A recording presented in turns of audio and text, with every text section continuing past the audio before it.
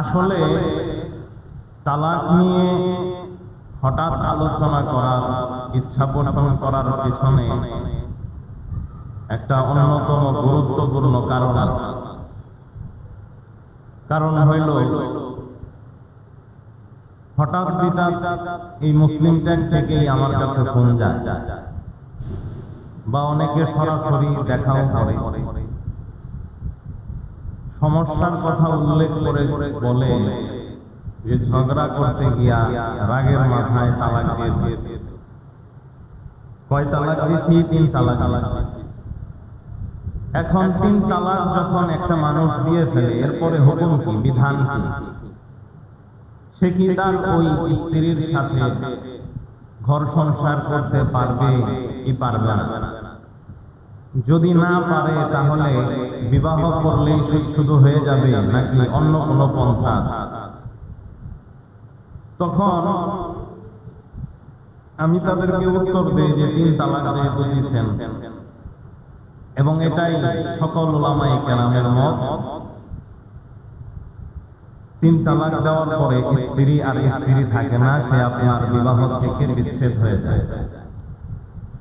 3 তালাকের পরে যদি আপনি আপনার স্ত্রীকে নিতে চান, সেখানে একটাই শুধু পন্থা, যেটা আল্লাহ তাআলা সূরা বাকারা 230 নম্বর আয়াতের মধ্যে বলেছেন। আমি নাম্বার সহ বইলা দিতেছি, যাতে আপনারা এখনো চাইলে ফোন বের করে, যাদের ফোনে কোরআন আছে তরজমা সহ বা তাফসীর সহ কোরআন আছে, আপনি এখনই তাৎক্ষণিকভাবে ফোনে আপনি বের করে দেখতে পারেন। আল্লাহ তাআলা এই 230 নম্বর আয়াতের মধ্যে বলেছেন, 3 তালাক হওয়ার পরে এই স্ত্রী আগের স্বামীর জন্য আগের স্বামীর কাছে ফিরে যেতে পারবে তখন, যখন এই স্ত্রী আরেক জায়গায় বিবাহ করবে এবং ওই স্বামীর সাথে ঘর সংসার করবে। অতঃপর যদি ওই দ্বিতীয় স্বামী তাকে তালাক দেয় কখনো, বা সে যদি মারা যায়, তাহলে ইদ্দত পালন করার পর আবার প্রথম স্বামীর সাথে সে বিবাহ বন্ধনে আবদ্ধ হতে পারে। এটা হলো আল্লাহ তাআলার শেখানো নিয়ম, যেটাকে সংক্ষেপে আমরা বুঝি হালালা বলে। আমরা বাংলা ভাষায় অনেকে এটাকে বলি হিল্লা। হিল্লা দিতে হবে। আসলে শব্দটা হিল্লা না, কিন্তু আমাদের সমাজের মধ্যে এটা প্রচলিত হয়ে গেছে। শব্দটা হলো হালাল, মানে তাকে হালাল করতে হবে, তাকে বৈধ করতে হবে। এক্ষেত্রে একটা বিষয়, সমাজের মধ্যে কিছু কাজী সাধু আছে, অধিকাংশ কাজেরই একই দশা, এবং কিছু মৌলবীও আছে যারা বলে 3 তালাক হয়ে গেছে, সমস্যা নাই, আমরা হিল্লা করার ব্যবস্থা করতেছি। এতে কি করে, এমন একজনের কাছে গিয়া তাকে বিবাহ দেয়, শর্ত করে যে তোমার কাছে বিবাহ দিলাম, টাকা পয়সা দিমনি, তো তুমি ওর বিবাহ কইরা ছেড়ে দিলা, বাস তালাক দিয়া দিলা, হয়ে গেল হিল্লা। এভাবে যারা করে, এটা তো হিল্লা সহিহ না হালাল। যারা এভাবে করবে তাদের উপরে আল্লাহ তাআলার লানত, নবীজি সাল্লাল্লাহু আলাইহি ওয়াসাল্লামের লানত, আল্লাহ এবং তার রাসূলের অভিশাপ তাদের উপর। তারা সমাজের মধ্যে নিকৃষ্ট মানুষ, যারা এটাকে, কিছু মৌলবী আছে এবং কিছু কাজীও আছে, সমাজের কিছু মানুষ আছে যারা এটাকে পেশা বানায় নিয়েছে। কারো স্ত্রীকে কেউ 3 তালাক দিলেই তাদের কাছে গেলে সমাধান দিয়ে দেয়, অমুকের কাছে বিয়ে দিয়ে দিল কাজী সাহেব, বা কাজী নিজেই বিবাহ করে নেয়, এরপরে বিবাহ করার পরে তাকে তালাক দিয়ে দিল, তালাক দিয়া এখন প্রথম স্বামীর জন্য সে হালাল হয়ে গেল। এটা শরীয়তে নিষেধ। এইভাবে করা, শর্ত করে, চুক্তি করে করা, টাকার বিনিময়ে করা, এইভাবে যারা করে তাদের উপরে আল্লাহ এবং তার রাসূলের লানত। এটার ব্যাপারে সবাই একমত, কোন ইমামের এক্ষেত্রে ইখতিলাফ নাই, দ্বিমত নাই। 3 তালাকের পরে নিতে হলে এইভাবেই নিতে হবে, এছাড়া কোনো সুরত নাই।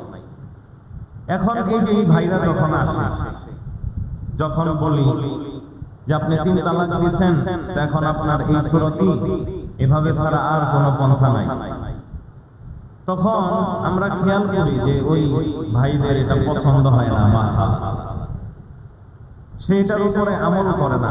সে তার স্ত্রীকে নিয়ে ঘর সংসার এখনো পর্যন্ত কতজন যে করতেছে আল্লাহই ভালো।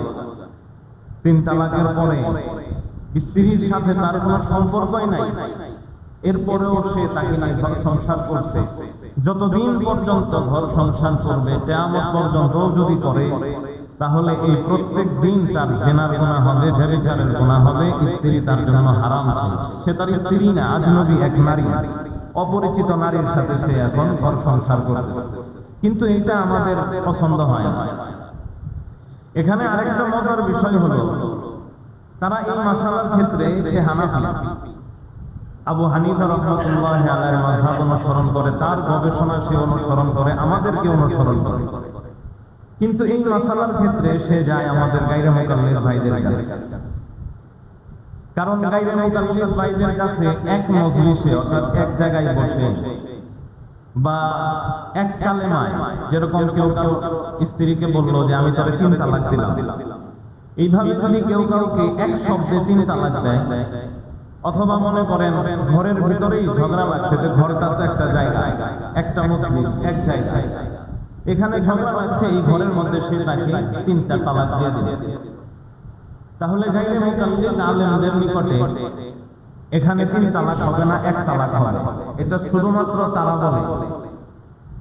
পৃথিবীর আর কোন মুহাক্কিক আলেম, আর কোন সাহাবী, আর কোন তাবিঈ, আর কোন তাবে তাবিঈর এ মর্মে কোন ফতোয়াই নাই যে এক বাক্যে 3 তালাক দিলে 1 তালাক হয়, বা এক মজলিসে 3 তালাক দিলে 1 তালাক হবে। এ মর্মে যদি কোন সাহাবীর ফতোয়া দেখাইতে পারে, কোন তাবিঈর ফতোয়া যদি দেখাইতে পারে, কোন তাবে তাবেঈনের ফতোয়া যদি দেখাইতে পারে, কোন ইমাম, 4 ইমামের যে কোন এক ইমামের যদি ফতোয়া দেখাইতে পারে যে তার কাছে একজন ব্যক্তি আসছে, আসার পরে সে বলছে আমি আমার স্ত্রীকে এক বাক্যে তালাক দিছি, অথবা এক মজলিসে বলছে আমি 3 তালাক দিছি, এক বাক্যে আমি আমার স্ত্রীকে 3 তালাক দিছি, ওই আলেম তাকে এভাবে ফতোয়া দিছে যে না 3 তালাক হয় নাই, 1 তালাক হইছে, তুমি তোমার স্ত্রীকে ফিরায় আনো। যদি একটা মত দেখাইতে পারে, আমি কালকে আপনাদের এখানে ফতোয়া দিব যে 3 তালাক 1 তালাক করব, যদি একটা মত দেখাইতে পারে, যত জনের কথা বললাম, একটা মত আপনি খুঁজে আপনার আলেমদের কাছে জিজ্ঞাসা করে একটা ফতোয়া আপনি আইনা দেখান, আমি আগামী কালকে এখানে বসে ফতোয়া দিব যে 3 তালাক 1 তালাক হবে। আমি ওই সম্পর্কে আলোচনা আপনাদেরকে পরে করব। তো এই গায়রে মুকাল্লিদ ভাইরা বলে যে 3 তালাকে 1 তালাক পতিত হয়, স্ত্রী হারাম হবে না, তাকে ফিরায় আনা যাবে। এখন আমাদের এই ভাইরা কি করে, ওই তাদের মতটাকে গ্রহণ করে স্ত্রীর সাথে সংসার করতেছে, সম্পূর্ণ হারাম এবং জিনার মধ্যে আছে। তো এই জন্য আমি আপনাদের কাছে এই বিষয়টা নিয়ে এখন আমি চিন্তা করলাম, এরকম মনে করেন আমার কাছে এই 5 বছর রানী, এর মধ্যে 10-12 জনের মতো এই ধরনের মাসালা জিজ্ঞাসা করছে, এবং আমি সবাইকে দেখছি যে সবাই নারাজ, এবং এটাকে কেউ মানে না। এমনকি একজন ব্যক্তি তো আমাকে মোবাইলে বলতেছে যে হাদিসের মধ্যে আছে নবী সাল্লাল্লাহু আলাইহি সাল্লাম, আবু বকর সিদ্দিক, ওমর রাদিয়াল্লাহু তাআলা আনহুর খেলাফত আমলের এই 2 বছরে, প্রাথমিক 2 বছরে 3 তালাককে তারা 1 তালাক বলতো, এরকম হাদিস মুসলিম শরীফের মধ্যে আছে। তো এটা তো ওরা বলে থাকে, তাহলে 3 তালাকটা 1 তালাক। তো যাই হোক, আমি তাকে ওইখানে উত্তর দিছিলাম, এই সব উত্তরই আমি আপনাদেরকে দিব, আস্তে আস্তেই দিব। এই সম্পর্কে একটু আপনারা মনোযোগ সহকারে কথাগুলো শোনার চেষ্টা করবেন, যেহেতু একটা ইলমি বিষয়। আমাদের গায়রে মুকাল্লিদ ভাইরা তাদের এনারা ওনাদের কথা শুনে হাদিসের আলোকে ঠিক আছে ভালো, কিন্তু আপনাদের কাছে একটা আবদার থাকবে, আমরা যখন কথা বলি গায়রে মুকাল্লিদ ভাই যারা আছেন, যারা 4 ইমামকে অনুসরণ করেন না, যারা বর্তমান সময়ের জীবিত যে সমস্ত গায়রে মুকাল্লিদ ভাইরা আছে তাদেরকে অনুসরণ করেন, আলেমদেরকে, কিন্তু তাবিঈ যারা আছে, বড় বড় ইমাম যাদেরকে সবাই স্বীকৃতি দিয়েছেন যে এরা বড় বড় ইমাম, তাদের গবেষণাকে আপনারা অনুসরণ করেন না। বর্তমানে জীবিত কিছু আলেম যাদেরকে সবাই মানেও না, সবাই স্বীকৃতিও না যে এরা বড় বড় আলেম, তাদেরকে আপনারা মেনে চলেন, তাদের কথাগুলোকে আপনারা শুনেন, তারা যে হাদিসগুলো দেয় আপনারা সেটা মানেন, ঠিক আছে মানেন। কিন্তু আপনাদের কাছে একটা আবদার থাকবে, আমি যে আলোচনাগুলো করতেছি, আমার আলোচনাটা অন্তত দয়া করে একবার একটু মনোযোগ দিয়ে শুনেন, যে বুখারী মুসলিম থেকে আমরা আপনাকে হাদিস দেই কিনা, সহিহ হাদিস আপনাকে আমরা দেই কিনা, কোরআন থেকে আপনাকে এই সম্পর্কে দলিল দেওয়া হয় কিনা, আপনি একটু মেহেরবানি করে শুনেন এবং আপনি একটু মিলানোর পরে এরপরে আপনি ডিসাইড করেন, আপনি সিদ্ধান্ত নেন। আপনার যদি ভালো লাগে আপনি যে মত আপনি নেবেন আপনি নেন, আপনাকে আমি বাধ্য করব না। কিন্তু হানাফি যারা আছেন, যারা আমাদের গবেষণা ইমাম আবু হানিফা রাহমাতুল্লাহি আলাইহির গবেষণা অনুসরণ করে চলেন, তাদের জন্য তো কঠিন কালেও এই মত থেকে বের হয়ে আমার সুবিধা, এখন আমার এটা 3 তালাকে 1 তালাক, এটা গ্রহণ করলে আমার জন্য ভালো। আপনি যে তাদের মতটাকে যে গ্রহণ করছেন কেন? কারণ আপনার সংসার ঠিক থাকে, এটা আপনার জন্য ভালো, আপনার জন্য এটা সহজ। এইভাবে কোন হুকুমকে নেওয়া এটা সর্বসম্মতিক্রমে সকল উলামায়ে কেরামের নিকটে এটা হারাম। এজন্য এইভাবে কোনো কারোর সিদ্ধান্ত নেওয়া যাবে না। এবার আসেন আমরা একটু আলোচনার ভিতরে ঢুকি, আপনারা একটু মনোযোগ সহকারে শুনবেন। পৃথিবীতে যত সম্পর্ক আছে এই সম্পর্ক 2 ধরনের। এক ধরনের সম্পর্ক যেটা আল্লাহ তাআলা আমাদের পরস্পরের মাঝে করে দিয়েছে, যেই রকম বাবা ছেলে, মা সন্তান, এদের সম্পর্ক, ভাই ভাইয়ের সম্পর্ক, বোন বোনের সম্পর্ক, ভাই বোনের সম্পর্ক, বোনের সাথে ভাইয়ের সম্পর্ক, নানা নাতির সম্পর্ক, দাদা নাতির সম্পর্ক, দাদি নাতির সম্পর্ক, নানি নাতির সম্পর্ক, মামা ভাগ্নের সম্পর্ক, এই যে আত্মীয়তার বন্ধন, এই সম্পর্কটা কে করে দিয়েছেন? আল্লাহ। এই সম্পর্ক আমি আর আপনি চাইলেও কখনো ভাঙতে পারবো না। আমি যদি 1000 বার বলি যে আমি আমার সন্তানকে ত্যায্য করে দিলাম, এটা আমার ছেলেই না, কিন্তু সে আপনার ছেলে থেকে বের হবে না, কারণ সে আপনার ঔরস থেকেই তার জন্ম। এই সম্পর্ক কে সৃষ্টি করে দিয়েছেন? আল্লাহ।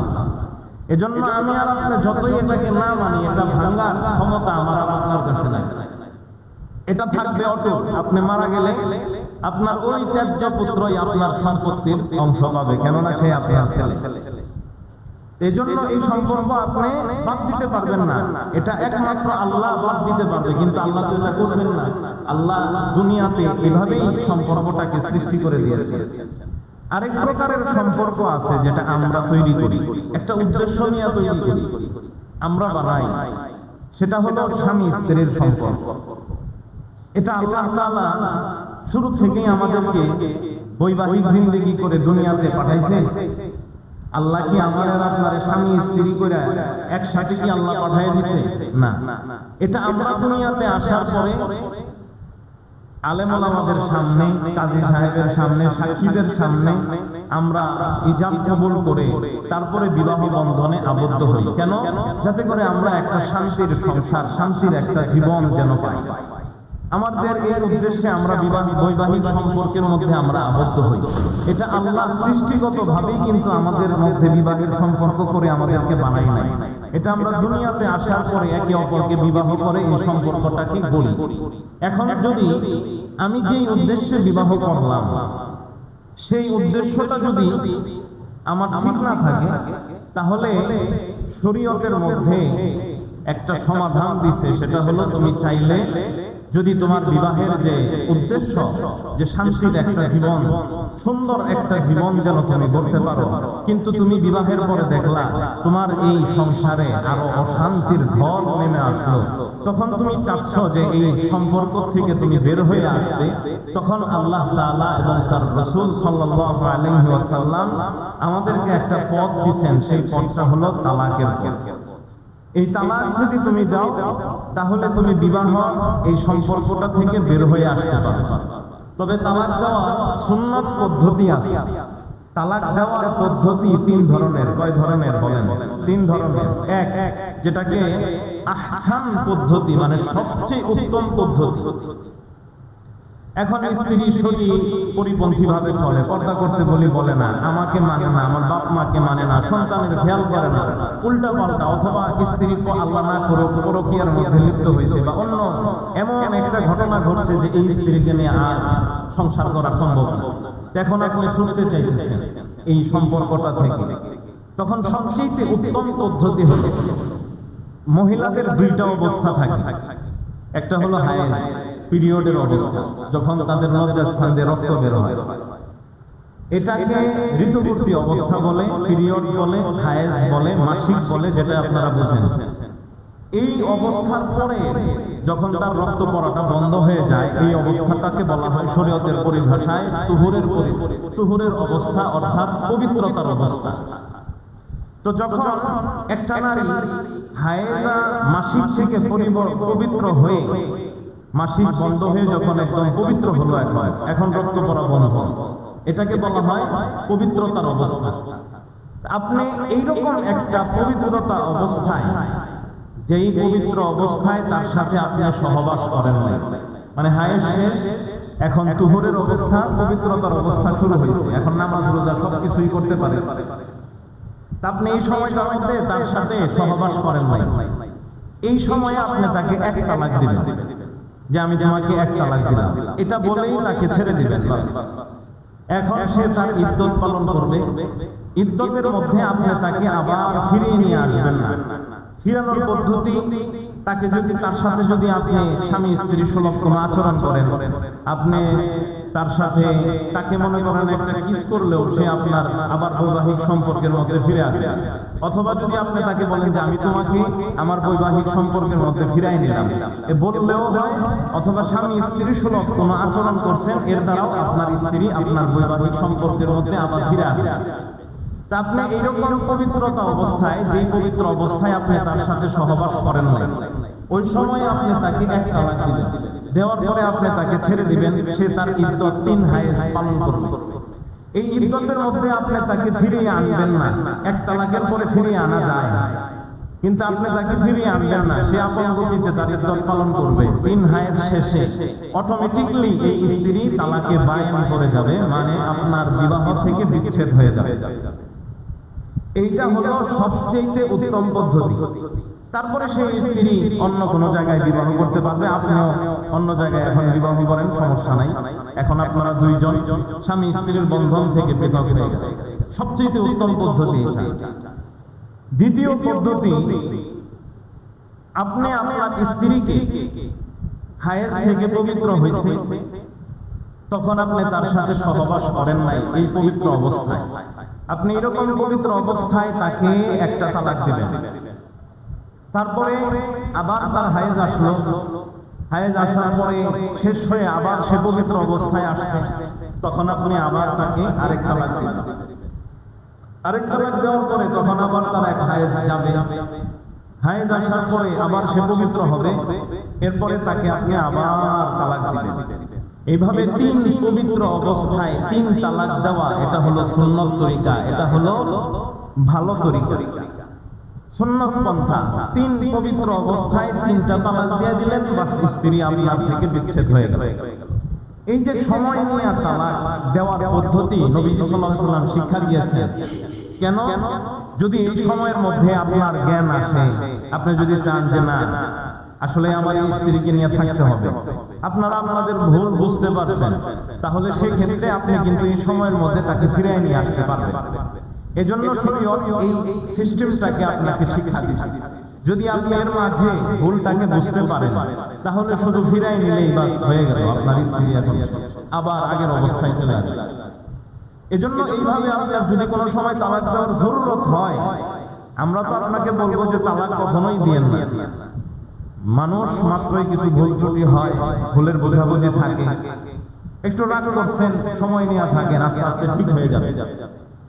যদি একান্ত আপনার তালাক দেওয়ার প্রয়োজনই হয়, উপায় নাই, তাহলে হয় আপনি তাকে এইভাবে হায়েজ থেকে পবিত্র হওয়ার পর আপনি তাকে তালাক দেন, এক তালাক দিয়ে আপনি ক্ষান্ত থাকেন।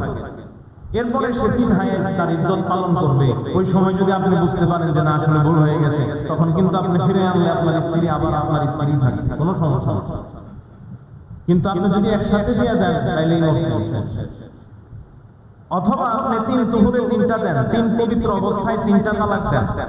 পবিত্র অবস্থা মানে বুঝছেন তো, স্ত্রী হায়েজের পরে যে পবিত্র অবস্থা হয়, এভাবে 3 বার হায়েজের পরে যে পবিত্র হয়, এই 3 তুহুরে 3 পবিত্র অবস্থায় আপনি স্ত্রীকে 3টা তালাক দেন, তাহলে এর মাঝে আপনি অনেক সময় পাবেন চিন্তা ভাবনা করা, তখন আপনি আপনার স্ত্রীকে ফিরে নিয়ে আসবেন। আরেকটা পদ্ধতি আছে, একসাথে 3 তালাক দিয়ে দেওয়া। একসাথে এক বাক্যে আমি তোরে 3 তালাক দিয়ে দিলাম, অথবা এক মজলিসে বসে এক জায়গায় আমি বললাম 1 তালাক 2 তালাক 3 তালাক এভাবে তালাক দিলাম, তাহলে আমার স্ত্রী 3 তালাক আমার স্ত্রীর উপরে পতিত হয়ে যাবে। কিন্তু এই যে পদ্ধতিটা, এই পদ্ধতি হলো বেদাতি পদ্ধতি, একটা গুনার পদ্ধতি। আপনি যে এইভাবে 3 তালাক দিলেন একসাথে, এই 3 তালাক একসাথে দিলে এভাবে গুনাহ হয়। এটা গুনাহ। আল্লাহ এবং তার রাসূল এটাকে অপছন্দ করেন, খুব রাগান্বিত হন। এই জন্য এটা থেকে আপনার বাঁচতে হবে। কিন্তু যদি আপনি দিয়ে ফেলেন তাহলে হয়ে যাবে। এখন আমাদের গায়রে মুকাল্লিদ ভাইরা আপনাদেরকে এখানে বলবে যে গুনার কাজ আবার করলে হয় কিভাবে, এটা একটা প্রশ্ন। 3 তালাক একসাথে দিলে অথবা এক মজলিসে 3 তালাক দিলে এটা গুনাহ হয় সবার কাছে। গুনাহ হইলে সেটা আবার হয় কিভাবে? আমি একটা গুনার কাজ করলাম, এটা আবার হয় কিভাবে? গুনার কাজ আমি দিলাম, দিলে এটা হবে কেন? না হওয়ারই তো কথা। এই প্রশ্নটা আপনার কাছে করবে, এর উত্তর হলো হায়েজ অবস্থায় তালাক দিলে তালাক পতিত হয় কি হয় না। এখানে গায়রে সব উলামায়ে কেরামের নিকটেই হায়েজ অবস্থায় তালাক দিলে তালাক পতিত হয়। এবং মুসলিম শরীফেও আছে, অন্যান্য কিতাবেও আছে। আব্দুল্লাহ ইবনে ওমর রাদিয়াল্লাহু তাআলা আনহু তার স্ত্রীকে হায়েজ অবস্থায় তালাক দিয়েছিলেন। আমি বলবো ওগুলা সবই সামনে আসবে। এখানে ছোট্ট করে আপনাদেরকে বলে যাচ্ছি, হায়েজ অবস্থায় তালাক দিলে গুনাহ হয়। সব ইমামদের নিকটে, গায়রে মুকাল্লিদদের নিকটে এখানে 2 গ্রুপ। এক গ্রুপ বলবে হায়েজ অবস্থায় তালাক দিলে তালাক হয় না। আরেক গ্রুপের উলামায়ে কেরাম বলে গায়রে মুকাল্লিদদের যে মানে আহলে হাদিসদের যে হায়েজ অবস্থায় তালাক দিলে তালাক পতিত হয়। তো তালাক হায়েজ অবস্থায় দিলে সেটা তো গুনাহ, তারপরেও তালাক হচ্ছে না, হচ্ছে। তাহলে 3 তালাক গুনাহ হলে এটা পতিত হইতে সমস্যা কোথায়? একটা হলো কাজ গুনাহ, আর একটা হলো এই কাজটা করলে আপনি হবে কি? যেরকম দেখেন মানুষকে হত্যা করা গুনাহ না? গুনাহ গুনাহ। এখন কত মানুষ হত্যা করতেছে। একজন মানুষ যে হত্যা করলো, এই যে গুনার কাজটা যে সে করলো, সে কি হত্যা হয় নাই? সে কি হত্যা হয় নাই? না হয়েছে কোনটা? আমি তার পেটের ভিতরে ছুরি ঢুকাই দিলাম, কাজটা গুনাহ। কিন্তু আমি এই গুনার কাজ করলাম, তার মানে কি সে মরে নাই? না, মারা গেছে। তাহলে গুনার কাজ করলে হয় না? তো হচ্ছে তো। আবার এই গুনার কাজটা করার পরে শাস্তি স্বরূপ তার উপরে কি তার কেসাস নেওয়া হবে। আমি একটা গুনার কাজ করলাম, তা আমার উপরে আবার শাস্তি কেন? তালাক দেওয়া তো গুনাহ, 3টা একসাথে। তো গুনার কাজ আমি করলাম, এই যে শাস্তি, এটা যে এখন বিবাহ বিচ্ছেদ হয়ে যাবে। যেরকম ভাবে হত্যা করা গুনাহ, কিন্তু এই গুনার কাজ করলে হত্যা হয়ে যায়। অনুরূপ ভাবে ওই ব্যক্তির কিসাস আসে, মানে হত্যার বদলে তাকে হত্যা করবে, অথবা তার কাছ থেকে টাকা নিবে। তুমি ওরে হত্যা করছো, এর বিনিময়ে এত এত টাকা দিতে হবে, চুক্তি হয়েছে। তাহলে হত্যা করা গুনাহ, আমি গুনার কাজ করলাম, পাপ হয়েছে আমার, এখানে আবার শাস্তি কেন? আরেক হুকুম হইল কেন? তো যেরকম গুনার কাজ করলে সেটা হয়ে যায়, তার উপরে একটা হুকুম আসে শরীয়তে, ঠিক তদ্রুপ 3 তালাক। এটা গুনাহ এক জিনিস, কিন্তু এটা দিলে হবে কিনা এটা আরেক জিনিস। হ্যাঁ, এই গুনার কাজটা যদি কেউ করে তাহলে এটা হয়ে যাবে, এবং এই গুনার কাজ করার কারণে তার উপরে শাস্তি থাকবে। শাস্তি বিবাহ বিচ্ছেদ হয়ে যাবে। আবার আখিরাতের শাস্তি তো আছে। চুরি করা এটা একটা গুনার কাজ না?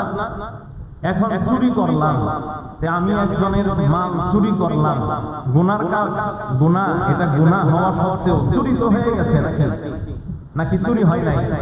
চুরি হয়ে গেছে। তারপরে আবার আমি চুরি করছি, গুনাহ করলাম, আমার জন্য তো আখিরাতে শাস্তি আছে। তা আমি একটা গুনার কাজ করলাম, এজন্য কি আমার শাস্তি নাই? আছে। সেটা কি? হাত কেটে দিতে। তাহলে গুনার কাজ করলে কিন্তু তার উপরে শরঈ হুকুম বাতলায়। এরকম শরীয়তে ভরি ভরি নজির আছে।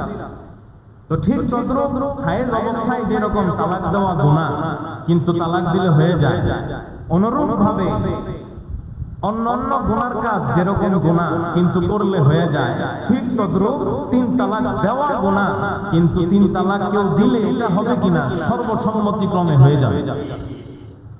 এক্ষেত্রে একটা যুক্তি আপনাদের সামনে দাঁড় করাবে। যুক্তিটা হলো যে নামাজ তাকবীরে তাহরিমা বলে শুরু করতে হয়, আল্লাহু আকবার। এখন যদি কেউ তাকবীরে তাহরিমা না বলে গুনার কাজ দ্বারা নামাজ শুরু করে, নামাজ শুরু হবে? বলেন না কেন? নামাজ শুরু হবে? কেউ যদি খায়া নামাজ শুরু করে, নামাজ শুরু হবে মানে আমি নামাজ শুরু করতেছি, খাইতেছি, আপনার কি নামাজ শুরু হয়েছে? আপনার নামাজ শুরু হবে কখন? যখন আপনি সব গুনাহ থেকে বিরত থাকবেন, দুনিয়ার সব কাজ থেকে বিরত থাকবেন, আপনি তাকবীরে তাহরিমা বলবেন, তখন আপনার নামাজ শুরু হবে। তো গুনার কাজ দ্বারা কি নামাজ শুরু হয়? বলেন না কেন হয়? হয় না। ঠিক তদ্রুপ যেরকম ভাবে গুনার কাজ দ্বারা নামাজ শুরু হয় না, তাহলে গুনাহ দ্বারা তালাক হবে কেন? এই প্রশ্ন। এখন আমি আপনাদেরকে বোঝাই, দেখেন তালাকের মাধ্যমে কি বিবাহ হয় না বিচ্ছেদ হয়? বিচ্ছেদ হয় না, সম্পর্কটা বিচ্ছেদ হয়। তাহলে আপনি নামাজে ঢোকার সাথে কিয়াস করতেছেন কেন? নামাজ থেকে বের হওয়ার সাথে কিয়াস করেন। আপনি যে নামাজ গুনার সাথে শুরু হয় না, এটা তো আপনি নামাজের মধ্যে প্রবেশ করতেছেন, আর তালাকটা হলো বিচ্ছিন্ন করা। আর আপনি এটাকে কিয়াস করতেছেন কার সাথে? ঢোকার সাথে, নামাজের মধ্যে। তো তালাক মানে বিবাহ করা না, তো বৈবাহিক বন্ধনের মধ্যে প্রবেশ করা তো আর তালাক না। তালাক মানে হলো বিচ্ছিন্ন করা। তাহলে আপনি এটাকে কিয়াস করেন নামাজ শেষ করার সাথে। সালাম ফিরিয়ে যদি আপনি নামাজ শেষ করেন, আপনার নামাজ শেষ হয়ে যাবে। কথা কইছেন? সালামের মাধ্যমে যদি আপনি নামাজ শেষ করেন, আপনার নামাজ শেষ হবে না হবে না? শেষ হবে। কোনো গুনাহ হবে? হবে না। এখন যদি আপনি নামাজের শেষে সালাম না ফিরিয়ে যদি আপনি খাবার খান, আপনি বলেন তো আপনি নামাজ থেকে বের হবেন নাকি নামাজের মধ্যেই থাকবেন? কোনটা? তাহলে গুনার কাজ করলেন, নামাজ থেকে বের হবেন কেন? কথা বুঝেন না কেন? আপনি গুনার কাজ করছেন না, তো নামাজ থেকে বের হবেন কেন? তা আপনি বের হওয়ার সাথে কিয়াস করেন না। অনুরূপ ভাবে তালাক, তিন তালাক দেওয়া গুনাহ, ওইটা দিলে গুনার কাজ করলে আপনি বৈবাহিক সম্পর্ক থেকে বের হয়ে যাবেন। যেই রকম আপনি নামাজের শেষে গুনার কাজ করলে নামাজ থেকে বের হয়ে যান, ঠিক তদ্রুপ তিন তালাক গুনার কাজ করলেও আপনি বিবাহিক বন্ধন থেকে বের হয়ে যাবেন। আমাদের কিয়াস ঠিক আছে তো নাকি?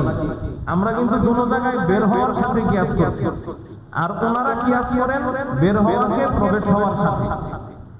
তাহলে কিয়াস উল্টা হলো না? নামাজের মধ্যে ঢোকার সাথে আপনি বৈবাহিক বন্ধন থেকে বের হওয়াকে কিয়াস করছেন। একটা হলো প্রবেশ করা, আর একটা হলো বের হওয়া। বের হওয়াকে আপনি কিয়াস করছেন নামাজের মধ্যে ঢোকার সাথে, আর আমরা কিয়াস করলাম নামাজ থেকে বের হওয়ার সাথে। এবার আপনি দেখেন মিলে গেলে। তো নামাজের পরে, নামাজ শেষে সালাম না ফিরা যদি আপনি হে হে করে হাসি দেন একটা, তাহলে আপনার নামাজ ভাঙবে না ভাঙবে না? আপনি গুনাহগার হবেন না হবেন না? গুনাহ হবে। তো গুনার কাজ থেকে আপনি নামাজ থেকে বের হবেন না। ঠিক তদ্রুপ গুনার কাজের দ্বারা বৈবাহিক সম্পর্ক থেকেও বের হয়। তিন তালাক একসাথে দেওয়া, এক জায়গায় দেওয়া গুনাহ। তবে এই গুনার কাজ করলেও আপনি বৈবাহিক সম্পর্ক থেকে বের হয়ে যাবেন, যেইভাবে গুনার কাজ করলে আপনি নামাজ থেকে বের হয়ে যাবেন। এই যুক্তিগুলো আপনারা মনে রাখেন। আপনারা তো আসলে বুঝেনও না। আমাদের মৌলবীদের সমস্যা হয়েছে নিজে বুঝে না, এই জন্য উত্তর দিতে পারে না। আর ওনাদের সমস্যা হলো যে আমরা বুঝি না, এই জন্য প্রশ্ন করে। দুনো গ্রুপের মধ্যেই না বুঝার সম্পর্ক। আসলে দুনো গ্রুপই যদি বুঝতো, তাহলে আর এই সমস্যাটা থাকতো না। আমরা উত্তর দিতে পারি না কেন? বুঝি না। তারা প্রশ্ন করে কেন? বুঝে না। তাই এবার আসেন, আমি আপনাদেরকে একটু বলি। আজকের জুমায়, এক জুমায় আসলে আলোচনা সম্ভব না, কারণ এলমি আলোচনা, আপনাদের বুঝতেও একটু কষ্ট হয় এগুলা। এজন্য আস্তে আস্তে বুঝায় বুঝায় আলোচনা করতে হয়। এই যে তিন তালাকে এক তালাক হয়, একসাথে তিন তালাক দিলে বা এক জায়গায় তিন তালাক দিলে এক তালাক হয়, এই মত নবীজি সাল্লাল্লাহু আলাইহি ওয়াসাল্লামের ওনার, সাহাবীদের ওনার, আইম্মাদের ওনার, তাবিঈন, তাবে তাবিঈন, কারণ এই মতটা কার? শিয়াদের। এই মতটা কার? শিয়াদের। এই মতটা কার? কাদিয়ানীদের। বলেন, এই মতটা কার? কাদিয়ানীদের। দলিল আছে আমার কাছে। শিয়াদের কিতাব আছে একটা, আল মাবসুত ফি ফিকহিল ইমামিয়্যা। এই কিতাবের মধ্যে আল্লাহ তুসি, মানে শিয়ারা ওনাকে আল্লাহ মনে করে। এই তুসি সে এই কিতাবের মধ্যে লেখছে, কেউ যদি একসাথে তিন তালাক দেয় অথবা এক তুহুরে তিন তালাক দেয়, তাহলে এই তালাক একটা পতিত হবে। তাহলে তিন তালাকে এক হওয়া, এটা কার মাযহাব? শিয়াদের মাযহাব। আবার কাদিয়ানীদের ওই জায়গায় যান, তাদের কিতাব আছে ফিকহে আহমদিয়া। কাদিয়ানীদের ফিকহের কিতাব অনেক নির্ভরযোগ্য কিতাব কাদিয়ানীদের কাছে। এইখানেও তাদের মত লেখা আছে যে তারাও বলে এক বাক্যে কেউ যদি 3 তালাক দেয়, এক মজলিসে যদি 3 তালাক দেয়, তাহলে এক তালাক পতিত হবে। তাহলে এই মতটা শিয়াদের, এই মতটা কাদিয়ানীদের। এবার আসেন তারা এই মত কোথা থেকে পেল? ইহুদি সম্প্রদায়ে, ইহুদিদের মাযহাবে তালাক দিলে হাজার হাজার লক্ষ লক্ষ তালাক দিবে, কিন্তু তালাক হবে একটা। আপনি হাজার হাজার লক্ষ লক্ষ তালাক দেওয়ার পরেও তাকে ফিরিয়ে আনতে পারবেন, ইহুদিদের মাযহাব। নাসারা খ্রিস্টানদের মাযহাব কি? তালাক দেওয়া জায়েজই নেই। তাহলে ইহুদিদের মাযহাব হলো হাজারটা তালাক দেন, লক্ষ লক্ষ তালাক দেন, কোটি কোটি তালাক দেন আপনার স্ত্রীকে, আপনার হবে কয়টা? একটা। এই তালাক দেওয়ার পরেও আপনি ফিরিয়ে আনতে পারবেন। খ্রিস্টানদের মাযহাব কি? তালাক দেওয়াই যায়, দিলেও হবে না। গুনিয়াতুত তালিবিনের মধ্যে আব্দুল কাদের জিলানী রাহমাতুল্লাহি আলাইহি তিনি লিখছেন, এই যে শিয়ারা 3 তালাকে এক হয়, এটা নিছে ইহুদিদের কাছ থেকে। শিয়ারা হলো ইহুদিদের প্রোডাক্ট। শিয়ারা কাদের প্রোডাক্ট? ইহুদিদের প্রোডাক্ট। এই যে 3 তালাকে এক তালাক নেওয়া, এই মতটা শিয়ারা নিছে হলো ইহুদিদের কাছ থেকে।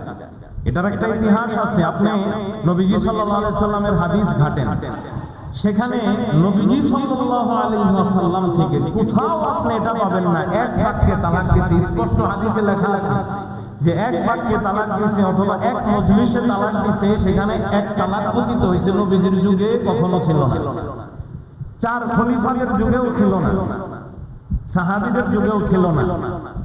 এরপরে তাবেঈনদের যুগে, 120 হিজরি পর্যন্ত হলো তাবেঈনদের যুগ।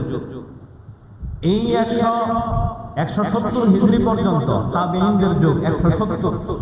এই 170 হিজরি পর্যন্ত কারো আপনি বক্তব্যে ফতোয়ায় পাবেন না যে 3 তালাকে 1 তালাক হয়েছে।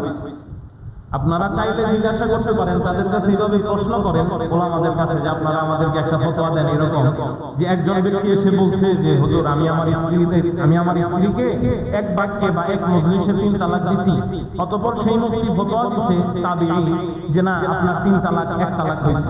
এরকম একটা ফতোয়া তাদের কাছে চান, যদি দেয় তারপরে আপনি বলবেন যে হুজুর এই যে দিছে, সহিহ সনদে হইতে হবে। এখন এই তাবেঈনদের যুগে 170 হিজরি পর্যন্ত নাই।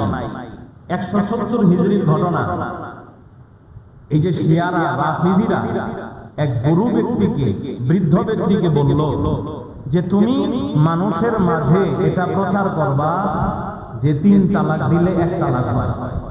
ও একটা হাদিস বর্ণনা করত হযরতে আলী থেকে। তখন শিয়ারা ওই বৃদ্ধ ব্যক্তিকে বলে দিছে, ওরে টাকা দিছে বৃদ্ধ ব্যক্তিকে। এটাও কিন্তু ইতিহাসের কিতাবে লেখা আছে, সব বানায় বলতেছি না। কেউ হাওলা চাইলে আমি দিতে পারবো, যদি বলেন যে এটা কোন কিতাবে আছে দেখাইতে পারবো। তো যখন উনি বলল বৃদ্ধ ব্যক্তিকে, শিয়ারা বলতেছে যে তুমি আলী থেকে একটা হাদিস বর্ণনা করো না তালাকের, ওই তালাকের বলবা, মানুষের কাছে বলবা যে নবীজি আলী রাদিয়াল্লাহু তাআলা আনহু বলছে, নবীজি সাল্লাল্লাহু আলাইহি ওয়াসাল্লাম বলেন 3 তালাক একসাথে দিলে 1 তালাক হয়। এখন ওই বৃদ্ধ ব্যক্তি এভাবেই মানুষকে হাদিস শোনায়। তো ঘটনাক্রমে এই কথাটা হযরতে আমাশ রাহমাতুল্লাহি আলাইহির কানে যায়। আমাশ রাহমাতুল্লাহি আলাইহি হলেন একজন বড় মুহাদ্দিস, অনেক বড় মুহাদ্দিস, এবং ইমাম আবু হানিফা রাহমাতুল্লাহি আলাইহির উস্তাদ। এই আমাশ রাহমাতুল্লাহি আলাইহির কানে যাওয়ার পর তখন তিনি ওই বৃদ্ধের কাছে যান, এই তুমি মানুষদের কাছে যে হাদিস বলো যে এক বাক্যে 3 তালাক দিলে, একসাথে 3 তালাক দিলে 1 তালাক হয়, এটা কে বলছে তোমাকে? ভাই আমাকে আলী রাদিয়াল্লাহু তাআলা আনহু বলছে যে নবী সাল্লাল্লাহু আলাইহি ওয়াসাল্লাম বলছেন এক বাক্যে 3 তালাক দিলে বা এক মজলিসে 3 তালাক দিলে 1 হয়। এখন আমাশ রাহমাতুল্লাহি আলাইহি ওনারা তো মুহাদ্দিস ছিলেন, ওনারা যাচাই করতেন, খালি বলবো আর শুনে নিল। ওনারা পণ্ডিত ছিলেন, আরবি বুঝতেন, সব কিতাবাদি ওনাদের সামনে, হাদিস সামনে, লক্ষ লক্ষ হাদিসের হাফেজ ছিলেন ওনারা। উনি বললেন দেখাও, তুমি কিতাব থেকে দেখাও, তুমি তো এটা লেখছো তাই না? আমি লেখা রাখছি, তাহলে তোমার ওই বইটা বের করো, দেখি আমি কি লেখা আছে। তো বইটা যখন বের করছে দেখে এর উল্টা লেখা। আলী রাদিয়াল্লাহু তাআলা আনহু বলেন কেউ যদি কারো স্ত্রীকে 3 তালাক দেয় তাহলে, এবং বা এক মজলিসে 3 তালাক দেয়, তাহলে 3 তালাকই পতিত হবে। তার স্ত্রী তার জন্য হালাল হবে না যতক্ষণ না অন্য জায়গায় বিবাহ হবে, এবং সেই স্বামীর সাথে সহবাস করার পরে সে যদি তালাক বা মারা দেয় তারপরে আসলে বিবাহ করতে পারবে। এটা লেখা। কিন্তু বলতাছে কি 3 তালাক দিলে 1 তালাক হয়। এভাবে মিথ্যা রটনা করতেছে। তখন আমার রহমতুল্লাহি আলাইহি বললেন, তুমি মিথ্যা বলতেছো কেন এইভাবে? তো বৃদ্ধ বলে, আমি কি করব, শিয়ারা আমাকে বলছে যে এইভাবে মিথ্যা রটাইতে, তারা আমাকে টাকা দিছে, এজন্য আমি এইভাবে করি। তাহলে এই যে ঘটনাটা 3 তালাকে 1 তালাক, এটা শুরু হয়েছে ওই 170 হিজরি ওই সময় থেকে, তাবিঈনদের যুগ থেকে। তাও আবার শুরু হয়েছে শিয়াদের মাধ্যমে, রাফিজিদের মাধ্যমে। এরপরেও কেউ এটাকে গ্রহণ করে নাই, ধোঁকায় ফেলতে পারে নাই কাউকে। 4 ইমামদের মাযহাব, তাদের কিতাবাদি, তাদের গবেষণা সব লিপিবদ্ধ হয়ে গেল। 3য় শতাব্দী, 4র্থ শতাব্দী, 5ম শতাব্দী, 6ষ্ঠ শতাব্দী, 7ম শতাব্দী, এই হিজরতের 7ম শতাব্দী, হিজরি 7ম শতাব্দী পর্যন্ত কোন আলেমের ফতোয়া নাই যে 3 তালাকে 1 তালাক হয়। যখন হিজরি 8ম শতাব্দী শুরু হইল, ওই সময়ের মাঝামাঝি সময়ে ইবনে তাইমিয়া নামে এক আলেম, ভালো আলেম, বড় আলেম, উনি ফতোয়া দিলেন ওনার গবেষণা যে 3 তালাক 1 তালাক হয়। একসাথে 3 তালাক দিলে, এক মজলিসে 3 তালাক দিলে 1 তালাক হয়। ইবনে তাইমিয়া রাহমাতুল্লাহি আলাইহি সর্বপ্রথম এই 8ম শতাব্দী, হিজরির 8ম শতাব্দীর মাঝখানের দিকে এই ফতোয়াটা দিতে থাকে। এবং এই কারণে তাকে সরকারিভাবে জেলেও ঢোকানো হয়, তার শাস্তিও হয়। তিনি কেন ইজমার বিপরীতে এই ফতোয়া দিলেন, কেন সকল উলামায়ে কেরামের বিপরীতে এই ফতোয়া দিলেন, এজন্য তাকে সরকারিভাবে শাস্তিও দেওয়া হলো।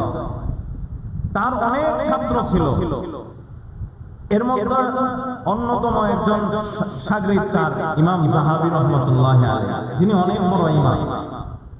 তার একটা কিতাব আছে, কিতাবুল উলুম। এই কিতাব দিয়ে আমাদের গায়রে মুকাল্লিদ আহলে হাদিস আলেমরা আর রহমান আলা আরশিস তাওয়া এর উপরে দলিল দিয়ে থাকে যে রহমান আরশের উপরে। কিতাবুল উলুম নামে তার একটা কিতাব আছে। ইমাম যাহাবী তার কোন ছাত্র ইবনে তাইমিয়ার পক্ষ নেয় নাই, বরং ইমাম যাহাবী উস্তাদের আরো বিরোধিতা করছেন এই মাসালার ক্ষেত্রে।